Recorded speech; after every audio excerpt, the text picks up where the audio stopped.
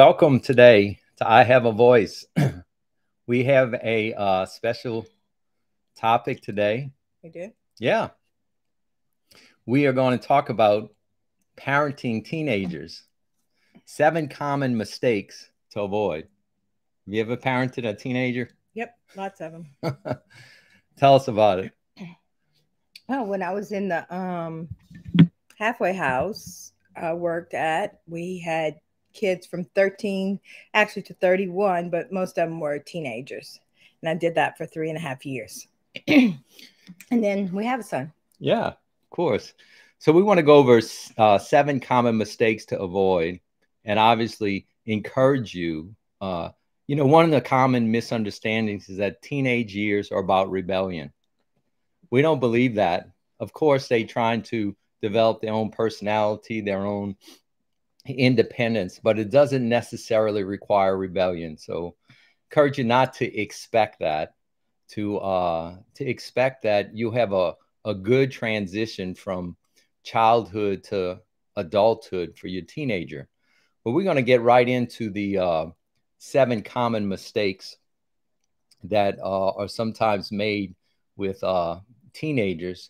And let's get to the first one. It is mistake number 1, giving a punishment instead of a consequence. Mm-hmm. Yeah. What's the difference between a punishment and a consequence? A consequence goes with what the behavior was that was unacceptable. A punishment is just wanting to shut everything down. And, it's like, I know the telephone is the way to go these days because it's the thing that's most valuable to a teenager or to any human being at this point. But if you've done something that, if you've done a behavior like curfew, then the consequence has to do with curfew. Yes. So if you come in every 5 minutes you come in late, you lose an hour for your curfew the next time you go out. Yeah. So in other words, a punishment is a random act to punish the person for disobeying a rule. A consequence is when you have them do a behavior that actually does what you expect them to do. So, for example, if they're being unkind to their sibling, the consequence is not to take away their phone. The consequence is they have to do 2 or 3 acts of kindness towards their sibling. Right. So the desired behavior that you want them to have is what you make the consequence for. Right. It doesn't make sense to randomly take things away. Go to your room for 5 hours. All right. No. If they're using the phone inappropriately, then they may get the phone taken away from them and then go over writing 5 rules of how to use the phone that's appropriate and not appropriate, and to sit down and discuss those with you before they would get the phone back. So it's so important to make sure that your consequence that you give them, it doesn't say ignore the behavior. No, you have to absolutely address it, but have them do an exercise in the desired behavior that was errant. Does that make sense? If they're unkind, exercise in kindness. Mm-hmm. If they're irresponsible, an exercise in being responsible. Mm-hmm. If they're not following through on their chores, then an exercise in doing chores. Right. And they don't get the privilege back until they complete it. Exactly. You set up a whole halfway house on consequences, huh? Yeah. Yeah. I mean, it was, and the thing is that I always tell people there's 3 to 5 you pick, and 3 to 5 rules that they need to master. 3's better, but if you have to do 5, if they're out, doing all kind of stuff, and when they master those, then you pick another 2 or 3, and they already mastered those, so there's no consequences with those. So then you pick 2 or 3 more, and then we work on those. So that's how people continue to grow and grow up and take responsibility. So first, of course, you always start with the things that are aggravating you the most, because then you'll get along a lot better. So if it's curfew, picking up their room, locking their car, keeping their car clean, being off their phone at certain times, doing their homework, whatever it is. That's, Yeah, and another tip that goes with that particular area, usually their behavior is consistently errant in the same area. If they're being disrespectful, obviously the consequence needs to be them doing an exercise and being respectful, but also make that a value. That's what you're going to instill in your child in this season of their life. You have respect on the refrigerator. You talk a lot about respect. What does respect look like? When they are respectful, you say that was really respectful that you did that. And you just make that a high priority for that time to get that value into them. Let's go to the next one. Okay. Mistake number 2, becoming a friend and stop being a parent. Yeah, no, that's not good. It's important to have a relationship with your children and to maintain some level of friendship. That's very important. But you can't stop being a parent. That's right.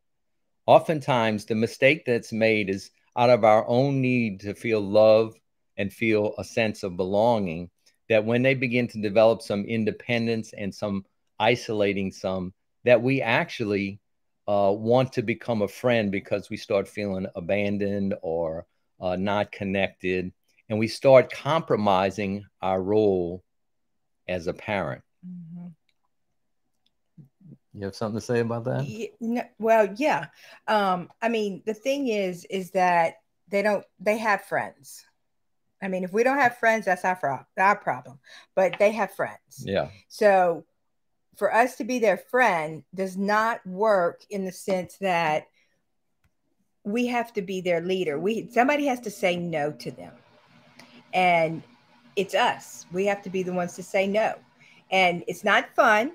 It's not, of course, you want to get along with your kid. And, but somebody has to be the limit setter. So, friends, they have their friends, and you can do things that are fun and, have fun times and be friendly and all of that, of course. But when the rubber hits the road, you have to be the parent. You have to be the one that is transparent, to be the mirror, to communicate with them what is not acceptable and what is acceptable. Sometimes parents are scared to exert their authority. Yes. But the paradox is, when you exert your authority, it makes your adolescent feel safe. That's right. It creates safety. Look, they're too young to be on their own. Yep. And so when you exert your authority and you put a covering over them, it actually helps them realize that they are safe under your covering. And how do they know that your covering's strong? By challenging it some. Yes. But when you stand firm in being a parent and covering them, that creates safety for them, and it allows them to be an adolescent and not an adolescent trying to be an adult. Right. I was going to say too, like if, I always say this, I don't know what you have next, where you got it, but like if your kid wants to go to a party, okay, it's Friday night, and they ask you in time, everything, you call the parents, yeah. Okay, so they can go. And then you say, however, your room has to be cleaned by Thursday night, and it has to be X, Y, Z. All this has to be done. If they don't have their room cleaned by Thursday night, by what you said, no, they can't go to the party, because what they're telling you is they really don't want to go to the party, but they don't want to tell their friends, I don't want to go to the party. What they want to say is, my mom won't let me go to the party. They're not going to say, I didn't clean my room. Okay. But they're going to say, oh, my mom's such she won't let me go to the party. So they blame it on us as parents, but they really don't want to go to the party. Yeah. So we need to be their out. Be their out. Who cares? I remember one time I was working with an adolescent, and his parents were dealing with setting limits for him about curfew. You need to be in at 10:30. Each 15 minutes late after 10:30, you get an hour off the next day. Right. First time on a Friday night, he came in at 11:30, which means he needed to be in 4 hours earlier on the next Saturday night. Right. And the mom said, I don't know, maybe we should give him a little leeway, this or that. Dad says, no, we have to follow through. We said, we're going to follow through on doing this. The next time I saw the adolescent, he said that his friends told him that they were going to get some marijuana to smoke on Saturday. And he didn't have it in him. He wasn't strong enough to say no. Right. And so he came in late so that he'd be grounded the Saturday night. And so when his friends called, hey, you coming out with this Saturday night? No, man, my parents are so strict. They punish me for doing this and this and this. He didn't have the strength to say no, but his parents did. But guess what? What if they would have gave in on that Saturday night? He'd have smoked pot. He would have smoked pot because he wouldn't have been able to deal with the peer pressure. Right. So know that your authority is very firm. They challenge it, you maintain it, and it creates safety and helps your child say no when they can't say no themselves. That's right. Let's get to the next one. Mistake number 3 is not getting to know your kids' friends and parents. Yeah. Not getting to know your kids' friends and parents.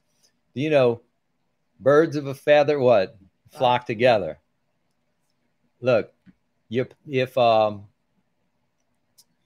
your kids, whoever they're hanging around with, is what they're eminent, that's the behavior they're going to be doing. Yeah. So you need to know that when you're parenting them, that you need to know who are the kids that they're hanging with. Right. And it's a really good idea to get to know the parents. Yeah.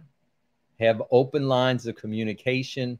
Look, if the friend's parents are having problems, or they drink a lot, or they're very permissive, or they're whatever, we all have issues, whatever their issues are, you know that's the issue that child's going to be dealing with. Yeah. Doesn't mean he's doing it. He's doing it. Right. It just means you need to be aware of it and to be what? Awake to it. Yeah, and maybe invite the kid to your house. You know, like instead of always your kid going there, just say, let's have, you know, Beth over here. Let's have Joby over here. Let's have them come visit us and go do something fun. You know, it's like, it's not about judgment. It's just, you know, give the kid a relief, you know, and invite them into an environment that is more conducive to your own values. Yeah. Yeah. So get to know the parents and the kids. And if they're real secretive about that, red flag. Yeah. Who are you talking to? Who are you spending time with? Yes. That you need to keep an eye on them. And even though they may buck that some, again, it helps them feel safe. It helps them feel secure, and it knows that they're being seen. You know, one of the issues that an adolescent needs to learn is impulse control. Yeah. So do a lot of adults. You don't learn it in adolescence, you keep You're it into adulthood. Yeah. But it's the parent's job to help them develop that. Sometimes they can do it on their own, but sometimes they can't. Mm-hmm. And when they can't, you're the one to help instill that in them. So let's get to number 4. Mistake number 4 is not helping discover and support their passions. Yeah. Not helping them discover and support their passions. What do we mean by that? Look, in adolescence, we're all developing our identity. Mm-hmm. And so how do we develop our identity? By exploring different things. Mm-hmm. We don't know what we want. We think we might know what we want. Right. We have inklings that we know what we want. But that adolescence is the stage where you get to explore many different things. And so what is your child most passionate about? What is it that they show interest in? I remember my parents did a really good job with my brother. He was having, you know, some issues with reading, wasn't reading much. He absolutely loved sports. Still does. Still does. And I don't know if it's my mother or my dad, but they came up with the ideas, let's get him a subscription of Sports Illustrated. Mm-hmm. I think it came in every week or every month. I'm not really sure. But my brother would read that from cover to cover. And he had such a great memory. He would remember a lot of statistics. You know, he's the kind of guy, Look, New Orleans Saints in 1987. What was the score at the end of the third quarter against the Green Bay Packers? Oh, 21-17. You know, I mean, he's just got a brilliant memory. But part of it was that they found what he really loved, and he read that from cover to cover, and he developed so well in his reading abilities. He's an attorney today, and he reads all the time. So what are your child's passions, and to support them in pursuing those things? Because if we don't, I played sports. I loved any type of sport. Played basketball, baseball, some football. And my parents really encouraged us to do that.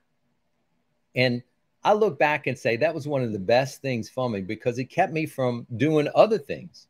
I was so absorbed in the sports that I didn't necessarily want to stay out real late, or I didn't want to do things that would have been self-destructive, because I was so absorbed and passionate about that. And it was being really encouraged by my parents. And it's when we don't encourage those things that kids fall into other behaviors. Right. So my question is, are you really helping your teenager discover what they're most passionate about? And are you doing what you can to help them explore those things? Well, I think too, one of the things is that, you know, it's going to be a miss or hit thing, you know. So, oh, I want to be in band. You know, you might want to rent an instrument prior to purchasing one. But, you know, it's in that it's, you know, maybe we go to see the orchestra, we go see a football game that has a great band or something, where, you know, we start exploring it, not just in taking the class or buying the instrument, but we become a part of that system where we start to see, what does this entail? What does this look like? What are the benefits? And going into renting a thing, talking to the band teacher, just different things like that, asking a lot of questions. And, you know, what adolescents are, I don't know. Well, that's what they're supposed to do, because they want to see how, they're not really aware that this is what they're doing, but they want to know, how interested are you really in them? I don't know what I want to do. I don't know. But let's just talk about a few things that you like. You know, why do you like to watch Cutie Pie on YouTube? You know, what is it about Cutie Pie that you like?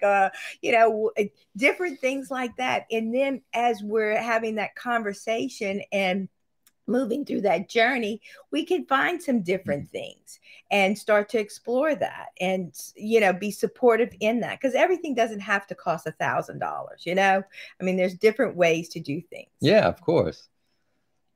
Let's move to mistake number 5. What do we do?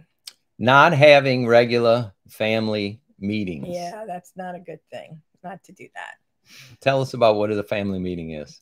Well, a family meeting is, you know, it doesn't have to be so military. All right. It can be, but it doesn't have to be. And it's in the sense that it's a set time. It can be after dinner, not before dinner. Bad idea. Not during dinner. Bad idea. But after dinner, it can be, you know, on a Saturday morning, whatever, Sunday after church, whatever.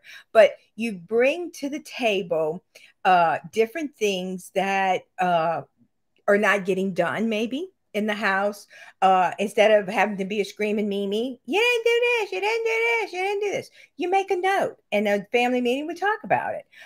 What's working in the family system? What's not working? What about carpool? What about where we have to go next week? You know, what's on the calendar? Because if they really understand, I've got 3 kids, 2's got to be here, 1's got to be here. We have 2 cars. Dad's at work we got 3 cars, but only 2 cars to get everybody around. But we've got 5 places we have to go this week. So just in the logistics, I mean, when you're running a company, you better have a few meetings, or your company's might go bankrupt. You don't want your family to go bankrupt. So if you have a meeting, just what's happening, what's important to you, what's the best thing? I mean, what's the best thing that happened to you this week? What's the worst thing that happened to you this week? Where you start to see what matters to them, as well as what's functioning or not functioning properly in the house. What's our schedule? What do we have to do? And where do each of us need help? Yeah. I need help, bringing in the groceries. Who can help me with that? I need help, picking up the prescriptions at the thing or the dry cleaners, whatever. That if we coordinate, instead of us being the Saints against the Falcons, like most families, we can all be the Saints. We can all be the same on the same team. And not everybody can be Drew Brees. We can't all be Drew Brees. We all want to be Drew Brees. No, somebody's got to be, what's my boy, Graham that used to play with him. I love Graham. Yeah. Grant was his name. Yeah, Graham was his last name. Yeah, Graham. Like, tight end. Yeah. Oh, he was so good. Like Graham catching the ball, or Michael Thomas catching the ball. But somebody's got to block, Do the dirty work. Do the dirty work. So but if we all, get in there, then we can be a winning team. We can be a winning family. The other thing about the family meeting that's very important, that's where you set rules and expectations. And the clearer they are, even written down, is a good idea is to have a notebook that has the rules. But it's also a forum to allow your teenager to have a voice about how they see and how they feel about it. Doesn't mean that they get to set the rules. Mm-hmm. No, you set the rules. But it's really important, just like for you, is the teenager needs to be heard. Mm-hmm. And to encourage that, that's part of the family meeting, is everybody has a voice. It's not just the parents, and we're going to set rules, but we want to talk about your thoughts and your emotions about these particular situations. What's working, what's not working? Do we need to make adjustments and stuff? Look, regular family meetings, like anything, it's to structure the way the family works. Today, especially, there's just a lot of moving pieces in families. Bringing them to sports, who's picking up who's getting off of work early, who's doing that. There's the logistical things. Eating, how we're eating. And there's also, and this is just along with a teenager, and Holly Kim really did a beautiful job with this with Moses, was that she said, I want Moses, by the time he's an adult, to know how to do every job in the house. Absolutely. And so he had to cycle through different stages of, okay, these next few months, you're going to learn to do the clothes. These few months, you're going to learn to do the dishes. These few months, you're going to learn to clean a room, do the floors.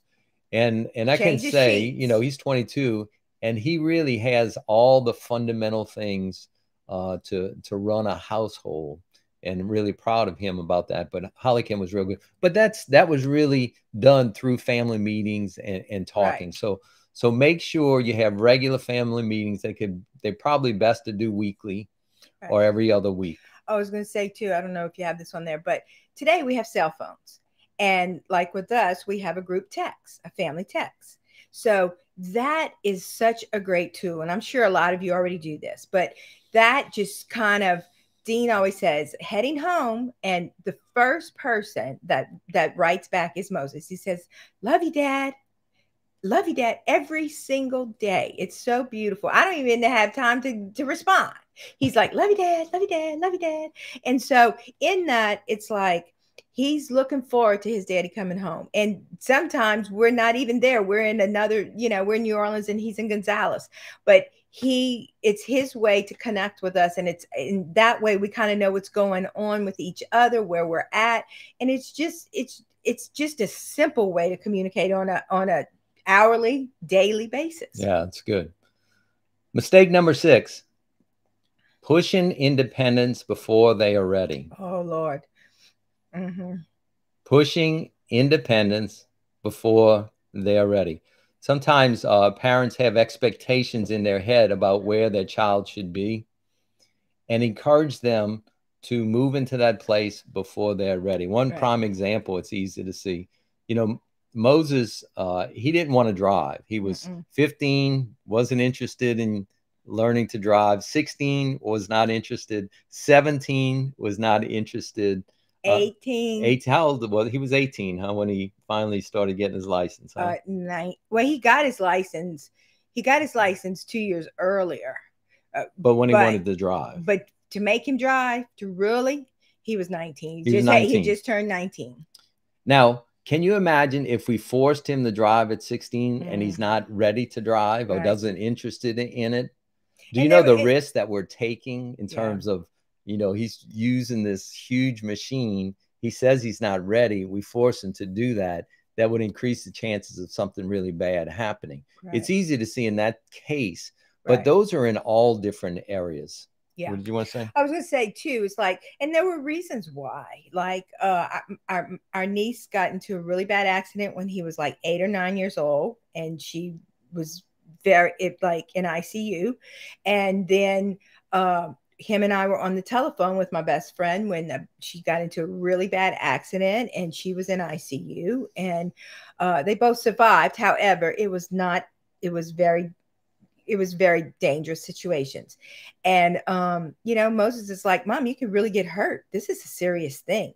So, we really hurt him. It would have been a lot easier on me if he would have driven. Financially, it would have been more expensive, but it would have been easier because I wouldn't have had to bring him back and forth to school. We know how that works. However, we had to respect him in that. Yeah. And he didn't want to go to college, like go away to college. Yes. That's a big one. Yeah. If your kid's not ready to go away to college, don't send them. No, let them go. Don't send them. No, send it. Let them go to the community college. Let them go to the college that's closest to you.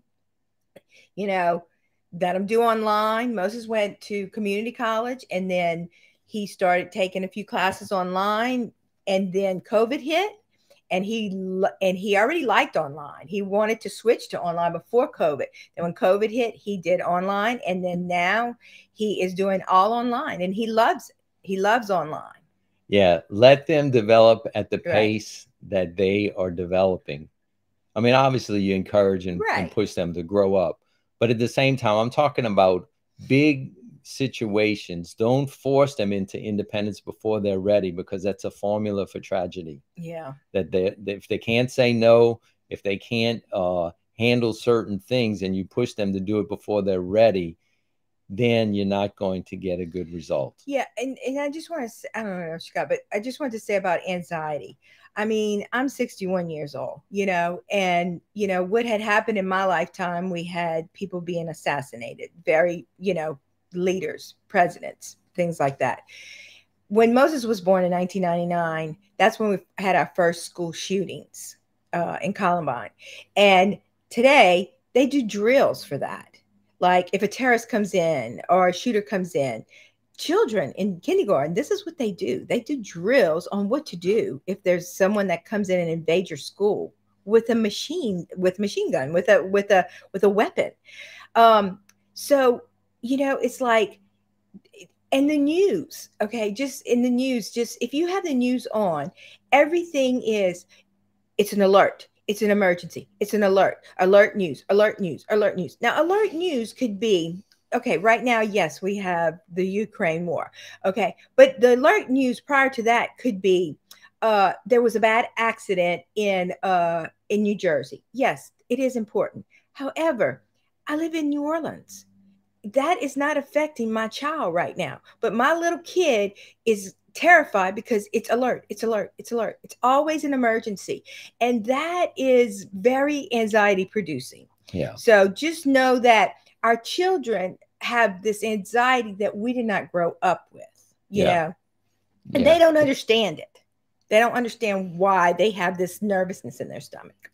By the way, we did a whole show on how to deal with and overcoming anxiety. So look for that on our channel. Let's get to mistake number 7. Addressing only negative behavior. Yeah, this is important. Addressing only negative behavior.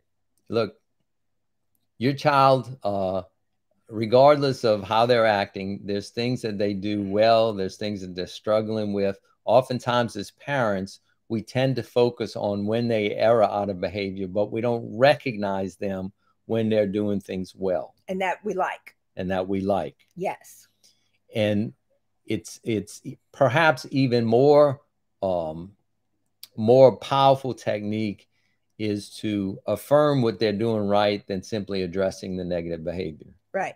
I remember I had a kid, she stands out so much. Her name was Dana, and at the halfway house.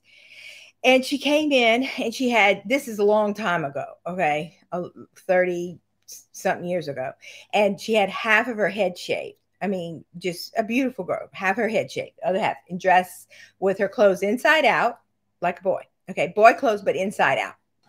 Okay, so she'd say, "How you like my clothes?" I say, "Well, I don't really like them. I mean, look a little messy to me, but if you like them, that's fine."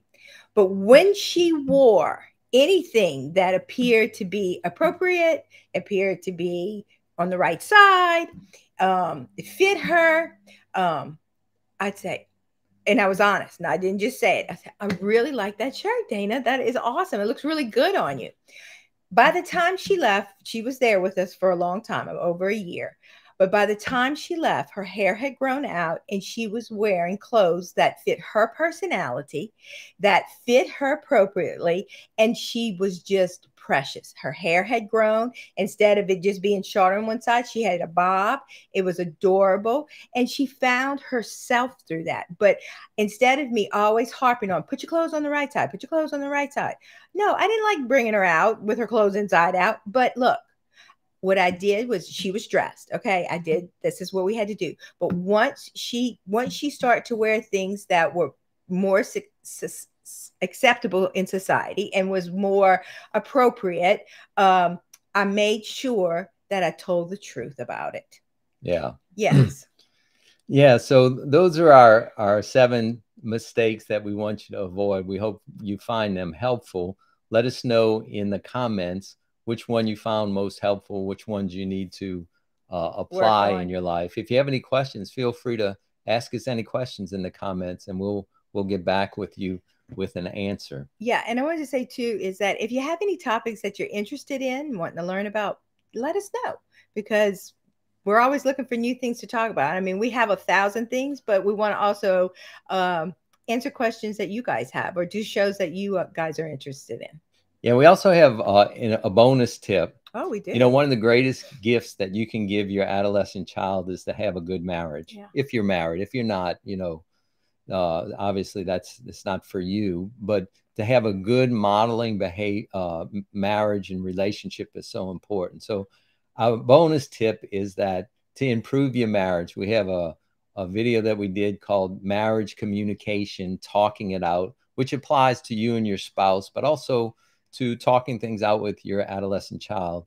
And then we have a whole playlist on marriage advice. So keep the process going. You can go ahead and click on Marriage Communication, Talk It Out if you want to improve your marriage. And until next time, we will see you on I Have a Voice, and we say, have a voice.